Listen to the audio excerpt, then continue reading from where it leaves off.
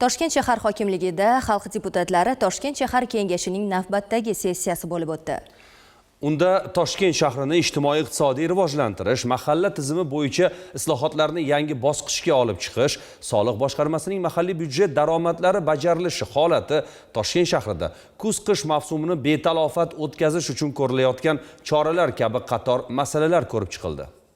Sessiya kun tartibidan o'rin olgan dastlabki masala davlatimiz rahbarining joriy yil 14-noyabrdagi mahalla tizimini rivojlantirish bo'yicha islohotlarni yangi bosqichga olib chiqishga bag'ishlangan yig'ilishida belgilangan ustuvor vazifalarning Toshkent shahridagi ijrosi ko'rib chiqildi. Qayd etilishicha, mahallalarda olib borilgan o'rganishlar natijasida bir qator kamchiliklar aniqlangan. 286 ta mahallalar hududida 906 ta muammolar aniqlandi.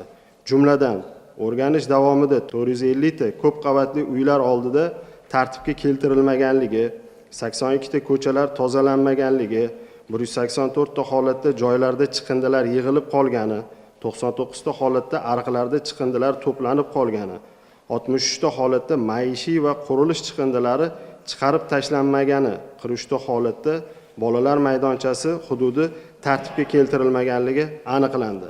Shuningdek, mahallalarda faoliyat yurituvchi yoshlar yetakchilari, hokim yordamchilarini ish joyidan topib bo'lmasligi, ushbu vazifaga aksariyat hollarda boshqa hudud fuqarosi qo'yilgani, shuningdek, mahalla yettiligi faoliyati qoniqarsiz deb baholandi. Kamchiliklarni bartaraf etish yuzasidan mutasaddilarga topshiriqlar berildi. Shundan so'ng navbatdagi masalaga o'tildi. Unda Toshkent shahar uy-joy kommunal xizmat ko'rsatish bosh boshqarmasi tomonidan poytaxtda 2025-2026 yil kuz-qish mavsumini betalofat o'tkazish uchun ko'rilayotgan chora-tadbirlar to'g'risidagi axborot eshitildi.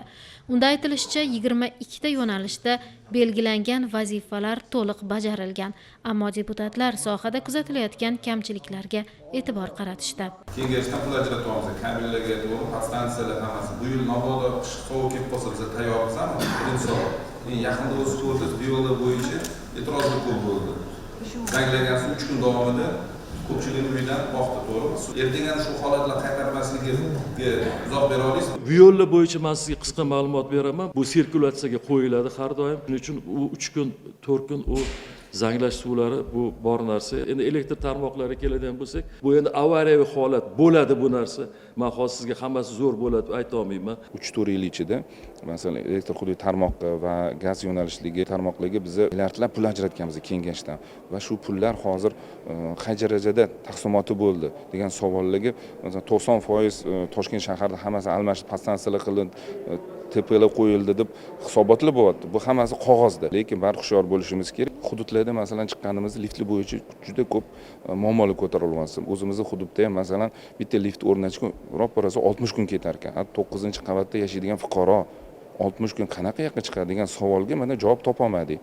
Sessiyada yakka tartibdagi uy-joy qurish orqali o'zboshimchalik bilan egallab olingan yer uchastkalariga ijara huquqi va unda qurilgan bino va inshootlarga mulk huquqini e'tirof etish to'g'risidagi masala ham qizg'in muhokama qilindi. 10 mingta odam oxirgi 5 yiliga nalog to'lashga tayyor. Bitta xonadon hozir 6 sotikka 7 million 8 million pul to'layapti Abdulaziz aka. Agar 7 millionni siz 400 ming ko'paytiring, 28 milliard oshib ketadi. Agar sizlar shu odamlarni kadastrini qilib berganingizda 28 milliard Toshkent shahar byudjetiga tushgan bo'lardi. Shunday ham aytganlaridek, hammasi eski joylar, kecha o'zboshimchalik egallab olgan joylar emas.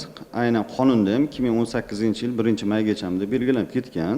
Shu aytganimdek, 20 ta vakolatli tashkilotlar har bittasi o'zining yo'nalishi bo'yicha ko'rib chiqib, ijobiy xulosalar berishni boshladi. Bu yo'g'ini ham yo'lga qo'yamiz. Shuningdek, sessiyada xalqaro moliya institutlari va moliya tashkilotlari ishtirokidagi investitsiya loyihalarini ko'rib chiqish, raqobatni rivojlantirish va iste'molchilar huquqlarini himoya qilish kabi qator masalalar ko'rib chiqilib, tegishli qarorlar qabul qilindi. Madina Umarova, Rahmatilla Qudratov, Yoshlar.